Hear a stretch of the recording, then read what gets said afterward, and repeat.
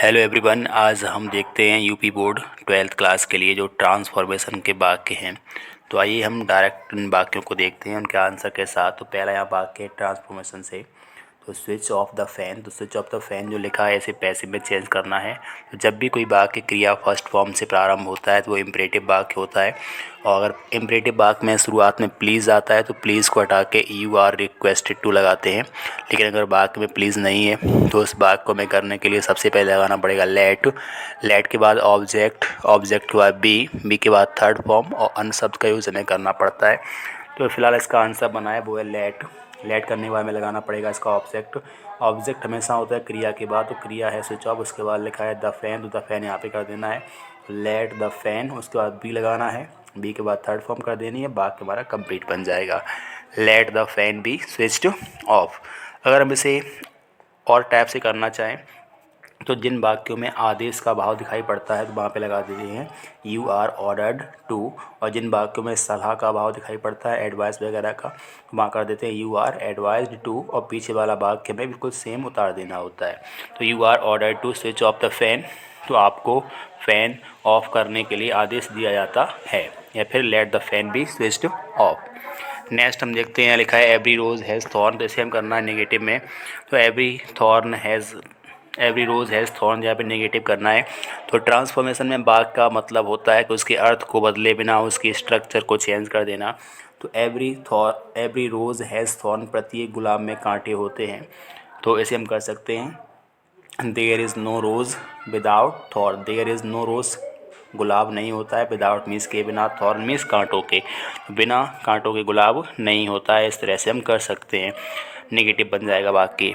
अगला हम देखते हैं Kashmir is not so hot as Bhopal. तो यहाँ पे कॉम्परेटिव डिग्री में चेंज करना है। तो ये वाक्य इसमें सो एज़ लग करके आ जाता है या एज लगा होता है वो कॉम्परेटिव में होता है या पॉजिटिव में होता है। तो जहाँ पे सो एज या एज जाता है वो होता है पॉजिटिव का, और जहाँ पे देन आता है तो वो होता है कॉम्परेटिव का। और जहाँ पे हेल्पिंग वर्ब के तुरंत बाद द या फिर वन ऑफ द करके एडजेक्टिव आ जाए सुपरलेटिव में तो वाक्य कहलाता है सुपरलेटिव डिग्री का। तो यहाँ पे हमारा वाक्य पॉजिटिव का है, इसे कॉम्परेटिव में करना पड़ेगा।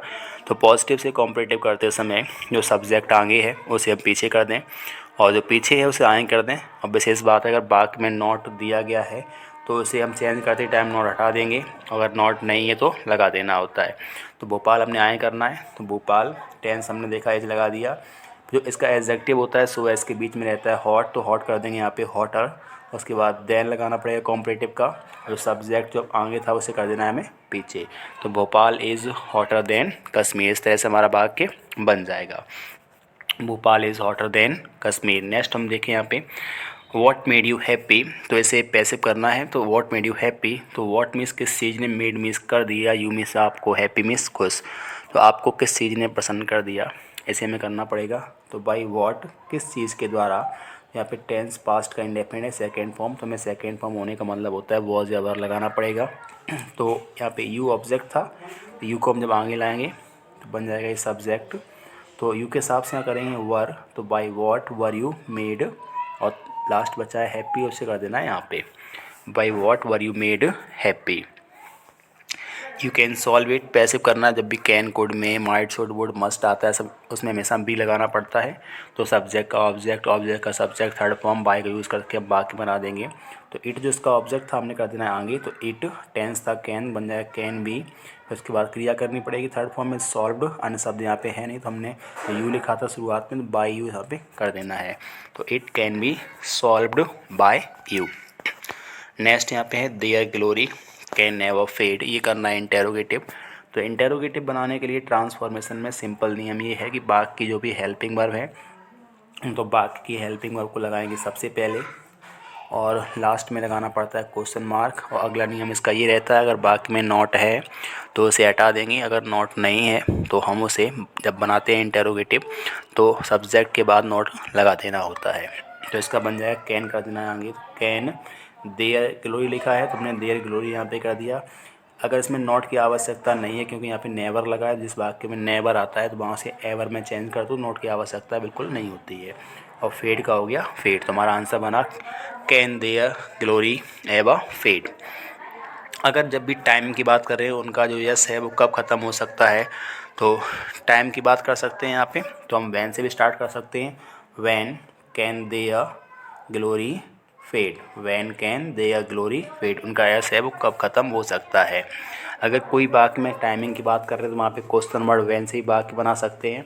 अगर किसी वाक्य में वस्तु की बात कर रहे हैं तो व्हाट से भी वाक्य प्रारंभ कर सकते हैं। अगर कहीं पे वन या बडी लगा हुआ है तो उस वाक्य को हु से भी प्रारंभ करके हम उसे इंटेरोगेटिव बना सकते हैं। बस विशेष बात यह है कि वाक्य का जो अर्थ है उसे चेंजिंग बिल्कुल भी नहीं होनी चाहिए।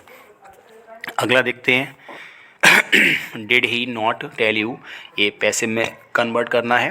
तो इंटेरोगेटिव वाक्य यहाँ पे टेल जो क्रिया है, यू यहाँ पे ऑब्जेक्ट, यू को हम ले आएंगे पहले। तो यू जब लाएंगे पहले तो हमने यहाँ यू ला दिया। अब यहाँ पे डिड का मतलब होता है पास्ट का इंडेफिनिट, और पास्ट के इंडेफिनिट में वॉज या वर्क का यूज़ करना पड़ेगा इंटेरोगेटिव जब है वाक्य, इसलिए यहाँ डिड आगे है तो इंटेरोगेटिव इसे बनाएंगे। तो डिड आने पर वॉज या वर्क लगाएंगे, तो यू होता है बहुवचन में, तो यू के अनुसार यहाँ पे वर्क का यूज़ हमें आगे करना पड़ा। पहले हमने कर दिया वर्क, फिर जो ऑब्जेक्ट था सब्जेक्ट बन गया यू। अब यहाँ पे नॉट दिया गया था तो पैसिव में नॉट है तो लगाना है, और नॉट नहीं है तो नॉट पैसिव में नहीं करना है। अगर नहीं है तो नहीं करना है, लगाना है जब पहले से लगाओ तब। तो वर यू नॉट, अब जो टेल है थर्ड फॉर्म का कर देना यहाँ पे, तो टेल बन जाएगा टोल्ड, और उसके बाद जो सब्जेक्ट था इसका ही, तो बाय हिम। तो were you not told by him ऐसे बन जाएगा। तो इंटेरोगेटिव का वाक्य हमेशा का सूत्र रहता है, पहले करेंगे हम क्वेश्चन वर्ड या हेल्पिंग वर्ब, उसके बाद लगाते हैं ऑब्जेक्ट जो है वो सब्जेक्ट बन जाएगा यहाँ पर आकर के, उसके बाद वर्ब थर्ड फॉर्म, फिर अदर वर्ड, फिर बाय, और बाय के बाद फिर बचा हुआ लास्ट का सब्जेक्ट होता है वो हम पीछे कर देना जा करके। नेक्स्ट है यहाँ पे they will close all the shops. तो यहाँ पे जो है क्लोज क्रिया है, ऑल द शॉप्स यहाँ पे ऑब्जेक्ट है तो ऑब्जेक्ट हमें कर देना है आगे। तो ऑल द शॉप्स विल आने पर होता है विल बी। अब थर्ड फॉर्म करनी है क्लोज्ड, दे बचा है, दे पहुँचेगा पीछे बन जाएगा बाय देम। तो all the shops will be closed bye them. Next है poverty is really a curse, तो इसे हमें करना है एक्सक्लेमेटरी में से। तो एक्सक्लेमेटरी वाक्य होता है हाउ या व्हाट से प्रारंभ होता है। Poverty is really a curse, तो इसे कर देंगे what a curse poverty is, poverty है कितना बड़ा एक अभिशाप है। नेक्स्ट यहाँ पे ही could read the English book, तो इसमें पैसे भी यहाँ पूछा गया है, तो यहाँ पे रीड के बाद जो भी आ रहा है वो पूरा ऑब्जेक्ट है, शुरुआत में ही सब्जेक्ट है, कुड यहाँ पे टेंस है, और रीड है वो मेन वर्ब है। तो ऑब्जेक्ट ले आए पहले बन गया द इंग्लिश बुक, और कुड आने पर कुड भी कर देना है। कैन कुड में माइट शुड वुड मस्ट आता है, इसमें हमें हमेशा बी का यूज़ करेंगे पैसिव के लिए। द इंग्लिश कुड बी, फिर क्रिया करनी थर्ड फॉर्म में रेड, और ही था बन जाएगा by him. The English book could be read by him. Next है Mumbai is the best city in India, तो यहाँ पे सुपरलेटिव वाक्य है। कैसे पता सुपरलेटिव है, जब भी हेल्पिंग वर्ब हो उसके बाद द या वन ऑफ द लगा हो, उसके बाद एडजेक्टिव सुपरलेटिव में आता है तो वाक्य हमारा सुपरलेटिव होता है। इसे हमें करना पड़ेगा कॉम्परेटिव में। कॉम्परेटिव में करेंगे तो कोई चेंजिंग इसमें ज़्यादा विशेष करनी नहीं पड़ेगी। जो सब्जेक्ट यहाँ था वही सब्जेक्ट यहाँ बन गया। मुंबई टेंस लगा था इस कर दिया, यहाँ होता है बेस्ट, कॉम्परेटिव बन जाता है बेटर, गुड बेटर बेस्ट के हिसाब से बेटर हो गया। कॉम्पिटिटिव करेंगे तो यहाँ पे देन और एनी अदर हमें अपने पास से लगाना पड़ेगा। तो Mumbai is better than any other. फिर जो बचा हुआ नाउन है सिटी इन इंडिया वो हमें यहाँ पे पूरा कर देना है। सिटी इन इंडिया या सिटी ऑफ इंडिया जो भी है उसे पूरा हमें यहाँ पे कर देना है। हमारा आंसर बना Mumbai is better than any other city of India. Next यहाँ पे देखिए अगर सेम करें किसी अन्य डिग्री में, अभी फ़िलहाल ये कॉम्पिटिटिव बना। अगर हमसे पॉजिटिव करना चाहेंगे तो पॉजिटिव करने के लिए हमें सबसे पहले करना पड़ेगा नो अदर। नो अदर करने के बाद जो लास्ट में नाउन था सिटी इन इंडिया वो यहाँ पे करना पड़ेगा, no other city in India. उसके बाद हमें टेंस करना है यहाँ का उठा करके, तो इज़ हो गया। फिर उसमें अगर हम देखें तो एज़ लगा देना है, और जो बेस्ट था तो उसका कॉम्परेटिव में बेटर हुआ, पॉजिटिव बन जाएगा। यहाँ पे गुड रहेगा, यहाँ पे GOOD गुड, तो यहाँ बेटर ना होकर यहाँ पे आएगा गुड GOOD गुड, और ये एज़ लिखा हुआ है। उसके बाद सब्जेक्ट था आगे वो कर दिया हमें पीछे। तो no other city in India is as good as Mumbai. इस तरह से हम बात को यहाँ पे कॉम्परेटिव पॉजिटिव सुपरलेटिव में यहाँ पे चेंज किया गया है।